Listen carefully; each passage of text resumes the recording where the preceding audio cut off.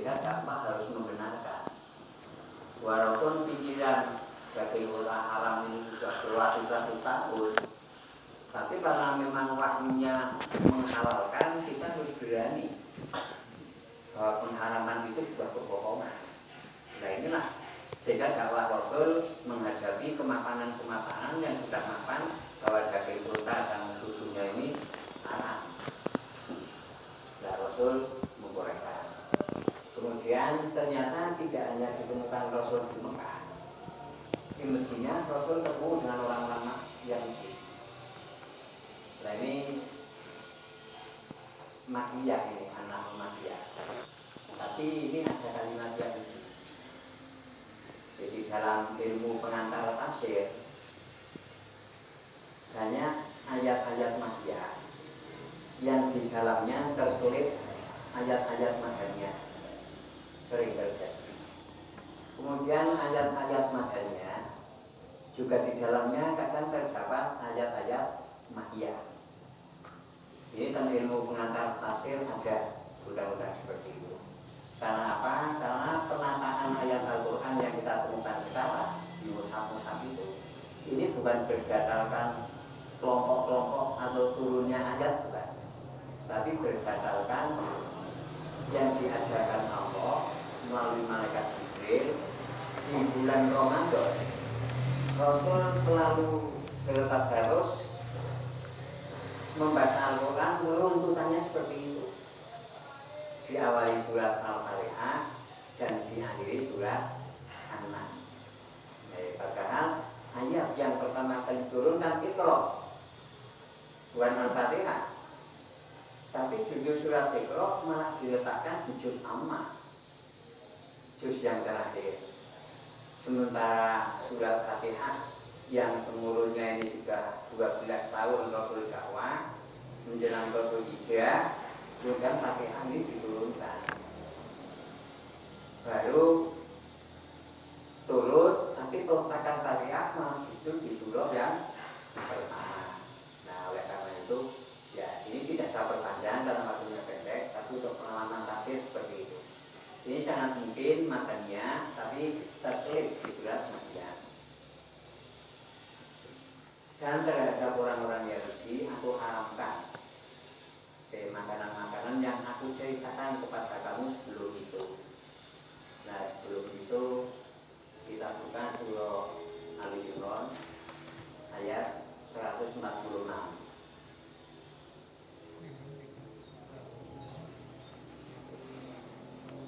Al-An'am 146. Apa saja yang diharapkan untuk mereka yang Yahudi? Ma ini keterangannya di surah Al-An'am. Al-An'am. Ya. Ya. Al-An'am atau Al-Imran? Al-An'am. Al-An'am ayat 146.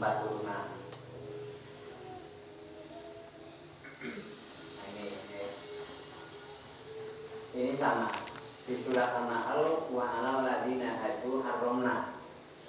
Di sini sama, wa 'alal ladzina hadu harramna. Al-An'am juga Makkiyah, kelompok ayat Mekah, turun di Mekah. Tapi justru ada ayat yang Madaniyah, karena Rasul ketemu orang-orang Yahudi di Madinah. Ya, orang Yahudi di Mekah tidak ada, adanya orang-orang kulit, musyrik, bukan musyrik. Nah, Rasul ketemu di Madinah. Nah, ahli tafsir ini sering dalam kitab penafsirannya, umpama surah Al-An'am adalah Makkiyah, kecuali ayat yang ini yang terakhir 45. An-Nahl kecuali seperti itu. An-Nahl adalah Makkiyah kecuali surat 117 tadi. Berarti ini kita bicara di Madinah. Berarti tentang haram-haram yang diskusi penting ketika waktu-waktu. Nah, Rasul di Madinah, di Mekah menghadapi orang Quraisy yang daging unta dan susunya haram. Ternyata di Madinah Rasul juga menghadapi itu, menghadapi bahwa orang-orang Yahudi tidak mau makan daging unta dan tidak mau makan susu unta, karena menurut mereka haram. Menurut mereka yang mengharamkan adalah nenek moyang mereka, Nabi Ibrahim, yaitu Nabi Yakub. penjelasan nanti. Ini kita memaknai ya, untuk mengetahui proses alai terhadap orang-orang Yahudi. Aku haramkan sesuatu yang aku ceritakan ke kamu sebelum itu. Sebelum itu ya ini apa yang diharamkan Allah atas orang-orang Yahudi. Proses alai yang diceritakan Allah pada Rasulnya. Yaitu ini. Waladina hadu haramna kulladzi dzufur. Nah, bagi orang-orang Yahudi aku haramkan hewan yang berkuku. Saya membuka di tafsir Al-Wajid yang dimaksud kulladzi dzufur. Ini adalah unta dan burung unta. Binatang yang punya kuku, itu kan burung unta. Jadi binatang yang dimaksud kulladzi dzufur adalah unta dan burung unta. Ini yang diharamkan Allah untuk orang-orang Yahudi. Kemudian yang kedua kalinya wa minal baqari wal ghanami haramna alaihim shuhumahuma. Kemudian sum-sum atau sum gaji, sum gaji. Gaji sapi, gaji kambing ini juga diharamkan. Jadi kambingnya 3, sapinya 3. Tapi unta dan ini burung unta ini total diharamkan untuk yang ini. Kemudian sapinya, ghanamnya, kambingnya yang diharamkan Allah adalah hajinya. Shuhumahuma. Ini dagingnya 3. Sapi dan kambing dagingnya tidak diharamkan Allah untuk orang Yahudi, tapi dagingnya diharamkan. Illa mahamalat zuhuruhuma, kecuali daging yang nempel di punggungnya, di punggung, nempel di gegar, ini tidak diharamkan. Atau yang nempel di dalam perut, nah ini juga tidak diharamkan. Sehingga orang Yahudi sangat sulit untuk membenahi antara gaji yang diharamkan dan yang tidak diharamkan. Au masalah bi'almi, atau gaji yang tidak diharamkan bagi Yahudi adalah gaji yang menempel tulang. Dan au masalah atau gaji atau kan nempel atau kan kelakat atau kan campur rokoma bi'almi lawan halum. Zalika jazainahum bi baghihim. Mengapa itu cuma diharamkan Allah? Itulah sanksi kami terhadap mereka. Itulah balasan-balasan kami bagi mereka. Bi baghihim, karena kezaliman mereka. Wa inna shadiqun, dan sayalah yang benar, kata Allah. Dari apa yang dikatakan Yahudi itu tidak benar, tapi apa yang dikatakan Allah itulah yang benar. Jadi bagi umat Islam tidak diharapkan sum-sum, gaji, baik yang di kambing maupun yang di sapi ini tidak diharapkan bagi umat Islam. Ini pernah diharapkan oleh orang-orang Yahudi. Kayaknya dari kita tahu ternyata memang sebuah kebenaran itu bisa membuat hidup ini menjadi sulit. Contohnya ini orang-orang Yahudi karena dibagi ini helm, dolim, dibagi ini kerusakan. Ini hanya diberi sanksi oleh Allah, sanksi dari isinya ini diharamkannya unta, diharamkannya bulu unta, diharamkannya gaji sum-sum yang ada di sapi dan ghanam dan seterusnya. Ini sehingga mereka menjadi sulit mencari makanan yang baik. Nah, ini untuk hukum-hukum yang dulu seperti ini. Ini bukti ayatnya seperti ini, bahwa ternyata pengharaman ini juga tidak diharamkan bagi umat yang terakhir, walaupun umat yang terakhir ini belum. Seperti hari ini banyak yang belum merusak syariat Allah ya, tapi tetap diberi kemudahan oleh Allah. Ini adalah biasanya seperti itu. Nah, untuk memahami pengharaman kalau itu milik Allah, ya kita perlu mengkaji ayat demi ayat.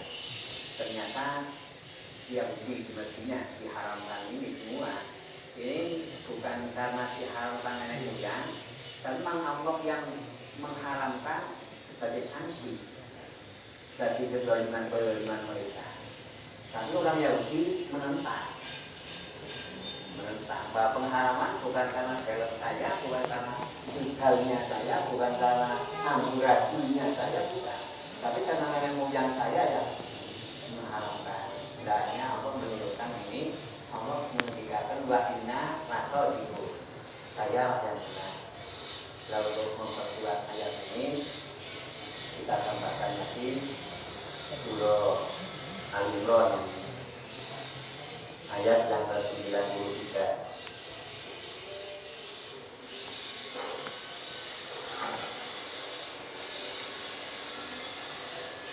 Al-Imran 93. 93. Ya.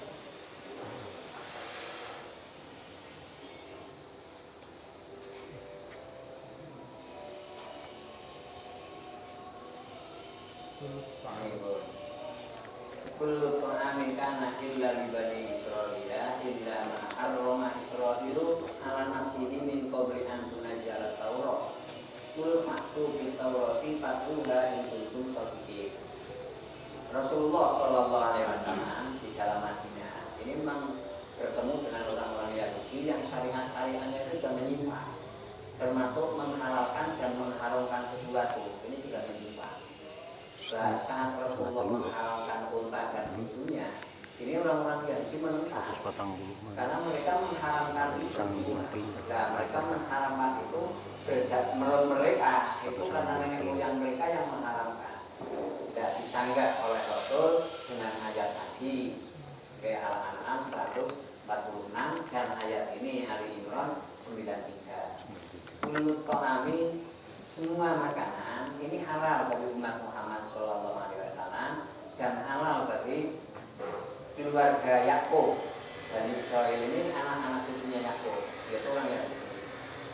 Kecuali yang memang Israel itu mengharamkan untuk dirinya. Indama harrama Israilu ala nafsihi.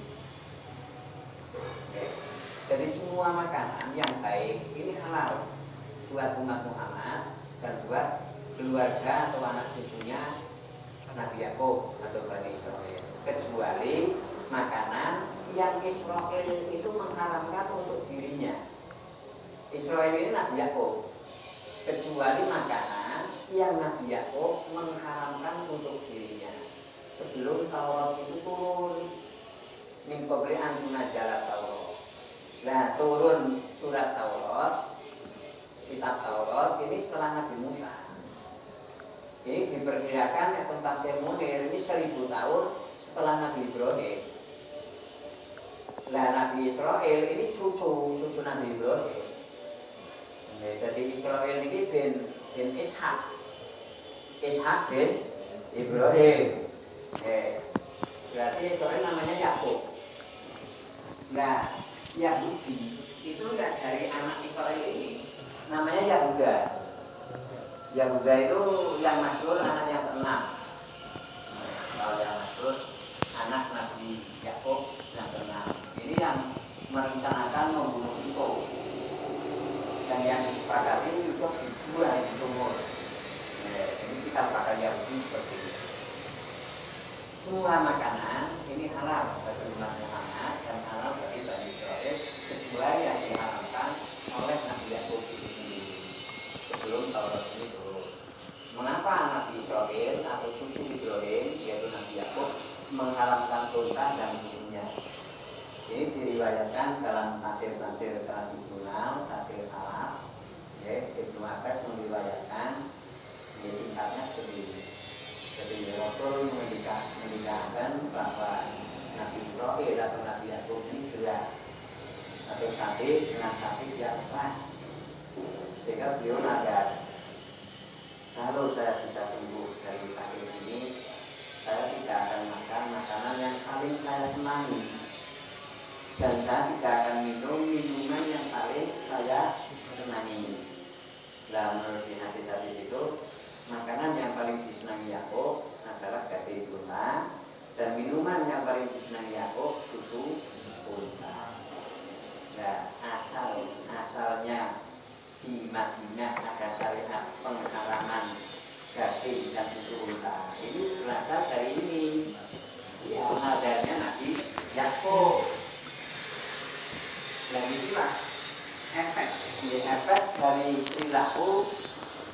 yang bukan dari syariat Allah, tapi dari nazar yang diucapkan oleh seorang pemimpin untuk pribadi. Tapi lama-kelamaan selang berapa waktu sudah menjadi syariat. Jadi, miro sebaiknya jenengan nek asul nazar, ya jangan menghindari hal yang halal. Sebab nanti bisa menjadi syariat. Kan yo kacau agama. Lah oleh karena itu wahyu tentang Bani Israel ini tetap diturunkan sama Al-Quran agar umat Islam bisa mengambil pelajaran. Oh ternyata syariat di Madinah yang orang Yahudi menganggap unta haram dan susu unta haram bukan dari Allah, tapi dari pribadi Nabi Yakub yang sakit dan sakit karena bernaga, sehingga mestinya tidak menjadi syariat. Tapi karena yang nazar seorang pemimpin kan sudah jadi syariat. Nah ini bahayanya di sini. Jangan sudah mengambil pelajaran dari ayat ini. Jangan yang nazar ini jangan menghindari hal-hal yang dibolehkan. Seperti jangan hindari penyakit darah tinggi. Jangan saking usai darah tinggi jangan ada yang kapan nulis beri tetap haram daging kambing. Wah ini kan bisa jadi syariat yang dengan pemimpin. Nah, akhirnya jualan anak kurbanan kambing kan uramani nyepak, enggak lagi bahaya di bulan membicarakan tentang makanan yang kaitannya dengan tahrim dan tahlil. Kita bertemu 4 hari belum selesai. Nah inilah bahwa ternyata makanan itu sangat serius termasuk kebutuhan kita dalam beragama. Dan pengharaman susu unta dan daging unta ini ternyata bukan dari Allah, tapi dari pribadi Yakub yang sebagai nazar itu dilaksanakan sebelum Taurat ini turun. Mengapa ayat ini dimunculkan? Min qabli an tunzala Taurat, sebelum Taurat ini diturunkan.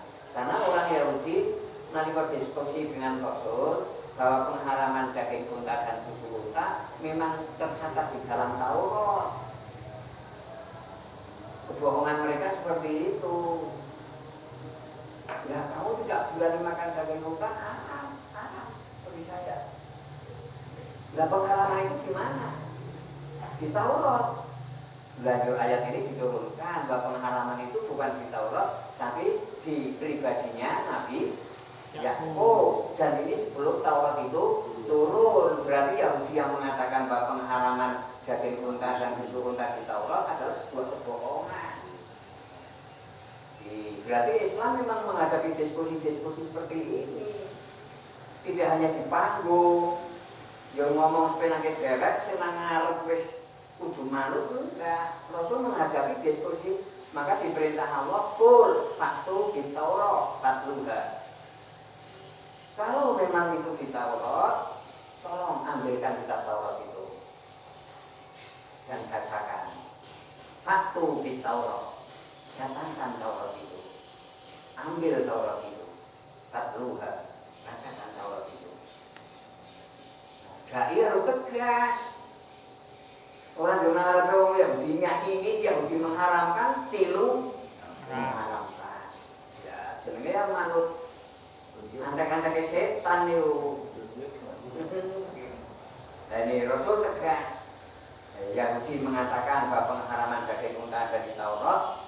Rasul didhawuhi Allah, "Qul katakan, faktu di Taurat."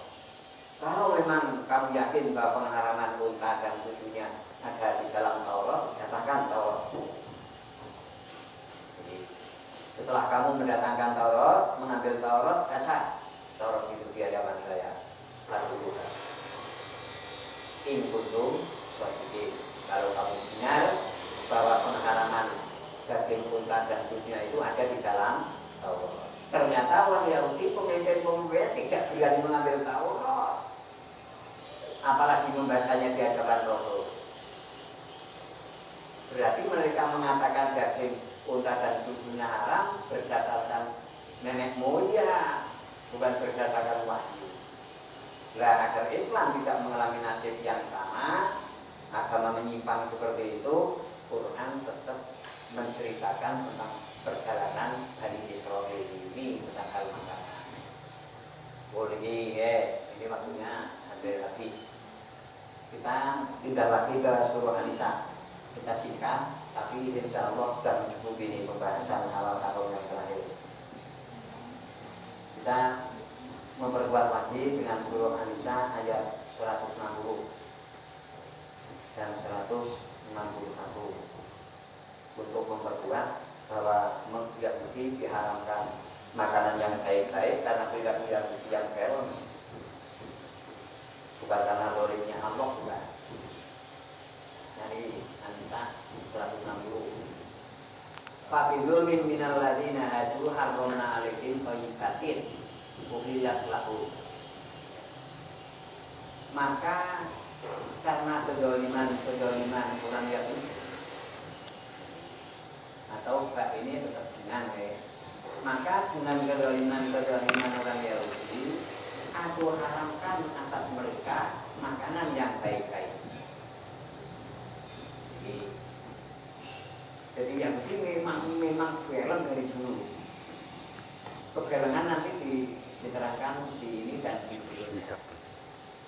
Jadi dengan kedoliman mereka orang-orang Yahudi, maka Allah mengharamkan atas mereka makanan yang baik-baik, yang makanan itu pernah dihalalkan bagi mereka. Uhillat lahu. Dulu makanan itu halal untuk mereka yang Yahudi, tapi kemudian diharamkan oleh Allah. Kenapa? Dizulmihi. Ya, zulmin ini ya terjemahan yang paling pertama musyrik.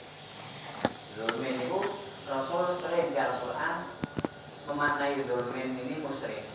Dan karena juga ayat Al-Quran la zulmun adim, inna syirka la zulmun adim.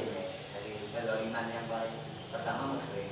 Munafik juga zalim, munafik juga zalim, murtad juga zalim, kafir juga zalim ya dalam Al-Quran. Berarti zulmin di sini ada lima perilaku, ya kafir, ya munafik, ya fasik, ya murtad, ya musyrik. Yahudi seperti itu. Zulmin. Maka makanan yang thayyibat yang dulu uhillat lahum diharamkan, hanya diharamkan Allah alaihi haramna alaihi. Jadi ini peristiwa perjalanan agama seperti ini. Mengapa ini diabadikan Allah? Agar umat Islam mengambil pelajaran terhadap peristiwa-peristiwa yang dialami Yahudi. Ini yang pertama, keberhormatan mereka. Mengapa yang halal-halal itu, yang baik-baik itu, yang thayyibat itu diharamkan Allah atas mereka? Sebab yang kedua ini, wa bisadihim an sabilillah.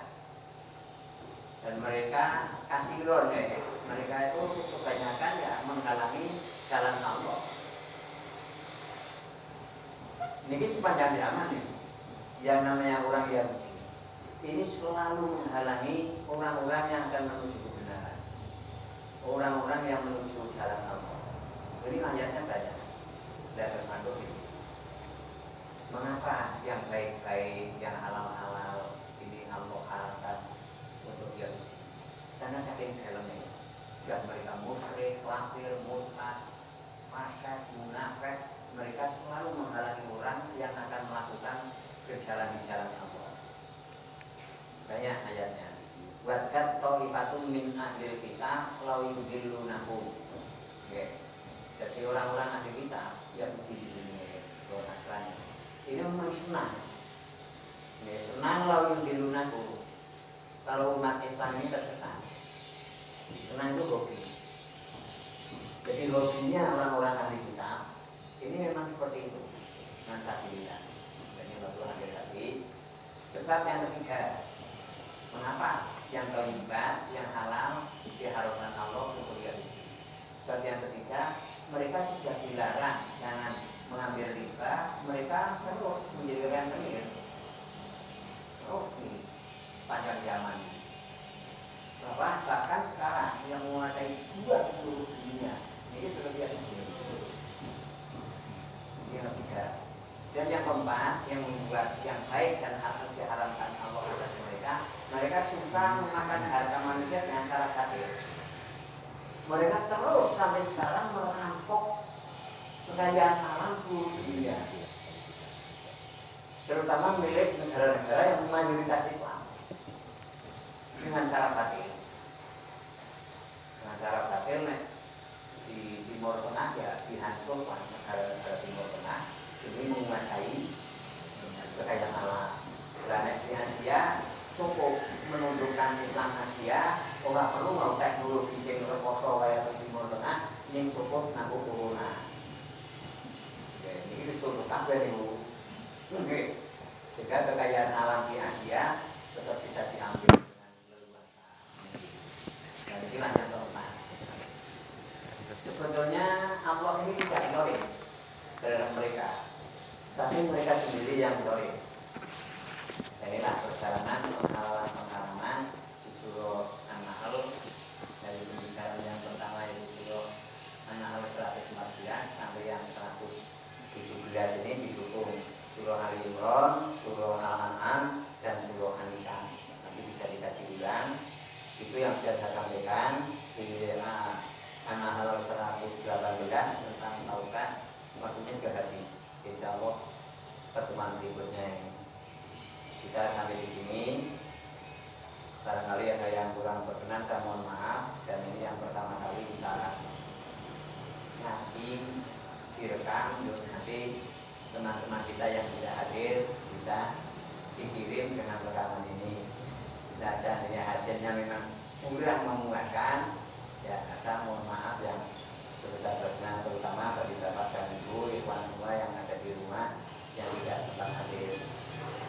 Insya Allah kalau kita lakukan terus-menerus, yang awalnya kurang sempurna, insya Allah berikutnya akan lebih sempurna. Karena Al-Quran mengatakan wal akhiratu khairu wa abqa.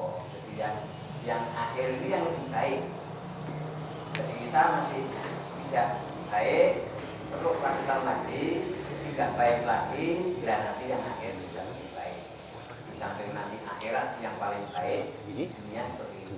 Sama dengan punya pekerjaan yang awal kurang baik, bekerjaan lagi akan lebih baik, dikerjakan lagi akan lebih baik lagi. Dan mudah-mudahan yang kurang baik nanti bisa kita benahi bareng-bareng, kita tutup bersama dengan hamdalah alhamdulillahirabbil alamin. Kemudian kafaratul majlis, a'udzubillahi minasyaitonir rajim. Bismillahirrahmanirrahim. Subhanallahumma wa bihamdika asyhadu an la ilaha illa anta astaghfiruka wa atubu ilaik. Wassalamualaikum warahmatullahi wabarakatuh.